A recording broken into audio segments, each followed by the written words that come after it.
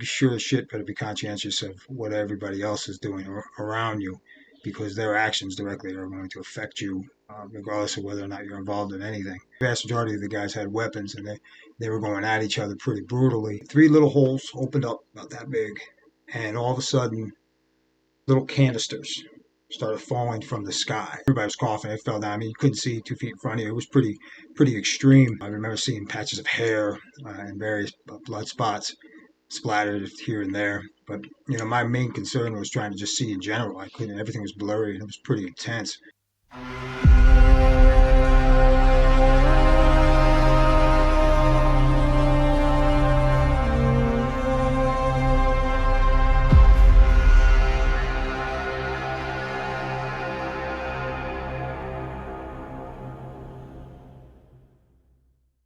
Greetings and salutations, I'm Victor the Sword, and thanks for watching my channel, 28 to Persevere.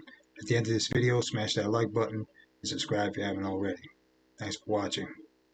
Today's video, we're going to talk about an experience I had in the Auburn Correctional Facility mess hall during the PM chow run. In the mess hall, anything pops off, especially if it has to do with more than 2 people. The COs quickly try to squash it because they know how fast that can escalate. And because of this close proximity of everybody in the mess hall eating real close to one another, everything's in a closed-in space. When something does escalate violently, it gets pretty extreme pretty fast. And the mess halls in particular in Auburn, everything is so close. The tables are close, the seats are close. You're literally shoulder to shoulder to the next man. Now, I remember this riot that I'm speaking about. It took place. I was maybe in my 30s, early 30s at the time.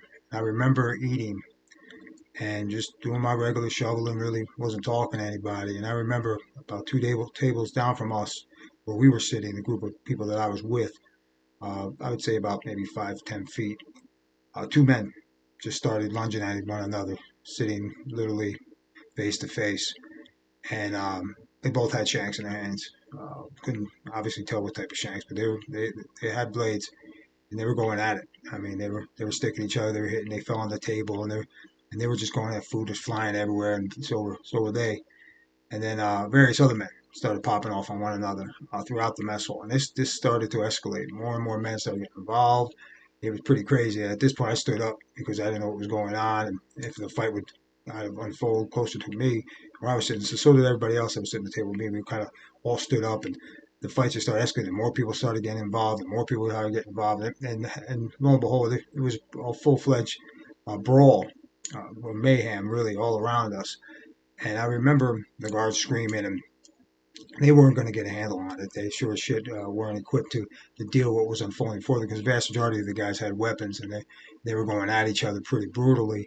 And I remember sitting there and standing, actually, and getting closer and closer until my back to the wall, me and some other people that I was eating with, who I knew, and we were all watching each other's backs. We didn't know, what was happening, or who the actual violence was going to be directed at in particular.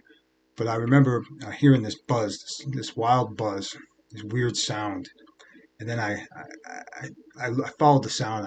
I looked up, and above us there was these big, I guess you could call them like cylinders on top of the ceiling. I didn't know what the hell they were. I never asked any questions about it for years. Literally, I didn't know what it was. And I remember watching this cylinder open up, and they had 3 little holes opened up about that big, and all of a sudden, little canisters started falling from the sky. I remember watching these canisters fall to the sky, and still didn't realize what it was. Some of the guys did know, and they fell to the ground. I obviously didn't at the time, and I just watched it. And it hit the ground, and when it hit the ground, these canisters exploded. And what they were pepper spray canisters. And I'm saying maybe 20, maybe 30 of them, because there was various canisters above us that were just dropping these little pellets, these little explosive pellets. And these pellets, I mean, the force that they had with the explosion and the pepper spray that went everywhere. I don't know how many people have been subjected to pepper spray in their lives, or what it does to your eyes and your skin and your hair. But I remember hitting the ground, and I couldn't see anything. I was blinded initially, and my eyes were watering profusely, and I remember my skin was burning and itchy, and I had long hair at the time too, and my hair was infested with that smell, pepper spray, and everybody was coughing. It fell down. I mean, you couldn't see 2 feet in front of you. It was pretty extreme. And I remember the fight then was quickly de-escalated and stopped because at that point the SEALs entered with gas masks on. They were all suited up and they were just jumping on people and pulling off people, and everybody was coughing, myself included, and nobody could see anything. And then you were all lying on the ground. We couldn't get up unless you were obviously told to get up or pulled up by one of the correctional officers. And I remember finally I was yanked up. I was on my stomach at the time, and you had to have your hands behind your head like this. And mind you, my eyes were watering profusely. I couldn't see anything, and I'm just sitting there like wondering, like, okay, like, what do I do now? And they're pulling me up, and they slowly escort us out. And I remember my eyes were flushed. I couldn't see anything. And you're not going to medical. They escorted everybody that was in the mess hall to their cells. Everything was locked down. There was sirens buzzing, bars banging, people screaming. There was blood stains all over the floor. I remember seeing patches of hair and various blood spots splattered here and there. But my main concern was trying to just see in general. I couldn't. Everything was blurry and it was pretty intense. And then finally, I remember getting back to my cell, and as soon as I got in my cell, I quickly ran over to the sink and just tried to get as much cold water as I could. We didn't have hot water or anything like that. We had a push button sink. The water would shoot out for a second or two, and you just had to keep your finger on it. And I was just trying to get as much as I could. The water splashing in my eyes, trying to get it through my skin and my face to stop the burning and the tingling sensation, and the profusely tearing up in my eyes. And I remember I quickly just wanted to wash my hair, and it was just, it was a hell of an experience. And I remember later on that day, everybody was locked in, and people were screaming out, trying to get something from their eyes, or wanted to see medical because of their skin. And I remember just washing my face, keeping a wash rag on my eyes, and lying down in my cell and trying to put my music on just to calm my nerves, and my stress level was pretty sky high at that point. I was pretty pissed that that happened, and being subjected to it. All I was doing was eating lunch at the time. But that's life in prison. So at the drop of the hat, you have to just be aware of what's going to happen or not happen around you, and deal with it accordingly. So I remember washing my eyes and just trying to get my senses and my bearings straight. And then the amazing thing, about 3 days later, I had a visit. I remember going on the visit, and my wife and I were speaking, and she saw my eyes were all red. She didn't know what was going on, and she could smell the pepper still on my hair. So I had explained to her briefly. They dropped some pepper spray, and I didn't get into detail what happened, but I was explaining to her that there was a lot of pepper spray being dropped, and so that smell was lingering. It was in my hair, and I was affected by my eyes. And I didn't obviously go into detail on the extreme nature of it, but it was pretty brutal. I didn't know when I would get my eyesight back clearly, because I was blurred vision for at least 3-4 days, even during the visit with my kids and my wife at the time. And I really couldn't even concentrate on that. It was a lot of discomfort. So that's the reality of the pepper spray drops. And I remember that vividly while I was trying to eat some chow there in the mess hall. There was one other time that I can recall that I was subjected to the pepper spray pellet drops, and that was years later, and I was in my early 40s at the ElmiraI Correctional Facility, another Max 8 prison in upstate New York. And at that particular time, there was this area where rec was being held at, called the Armory. And the Armory is basically an airplane hangar converted into a recreational center for prisoners. I mean, it's huge. It really is huge, and it houses hundreds and hundreds of men at a time.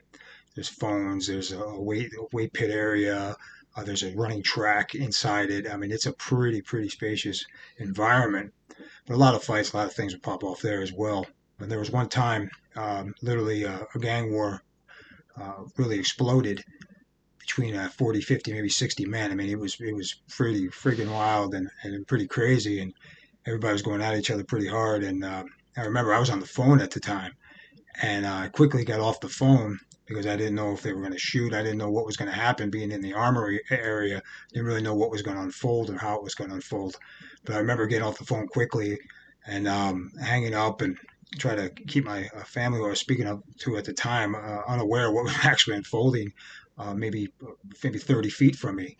So I quickly got off the phone and hit the wall because I wasn't really aware of what was going to happen. And then within within seconds, the pellet drops came from the ceiling. And this was high up because this is an armory. So you can imagine the height, maybe 30, 40, 50 feet up. And they dropped. And these pellets were big. I remember how big they were. They looked like little tennis balls. Well, as soon as they hit the ground, the explosion was intense. And the smoke was immediate. And the smell was overpowering. And it took you over quick. And I quickly dropped to the ground, being aware of what happened years previous to me. I shielded my eyes best I could, but what can you do when it's everywhere? And it was just dropping, and they kept dropping them. And within seconds, the entire armory was filled with smoke. I mean, you couldn't see a foot in front of you. And I remember the all familiar tearing up of the eyes and the burn of the skin and the mouth. I remember the taste in my mouth, the pepper, which lingered literally for about a week, as did the smell in my hair and my skin. No matter how much I scrubbed, it didn't come out. But I remember that. I remember that vividly, and everything was quickly de-escalated and nullified as far as the violence and the explosion of that. But it took a while to clear that armory because there were so many people in there. There was hundreds of men in there at the time, myself included. But as soon as I got back to the cell, I went through the old familiar ritual that I went through years previously, and while I was at Auburn, of trying to flush out that from my eyes. And I remember speaking to my family about it on the phone because I didn't have a visit anytime soon thereafter, so no one had to see my red eyes and everything and how I felt. But that was a pretty horrific experience.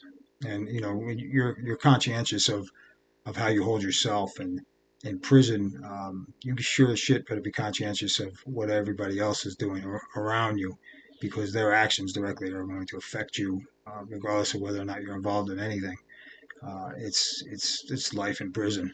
I realized early in my incarceration that the prison world is a battleground of tormented beings that strictly exist to devour one another.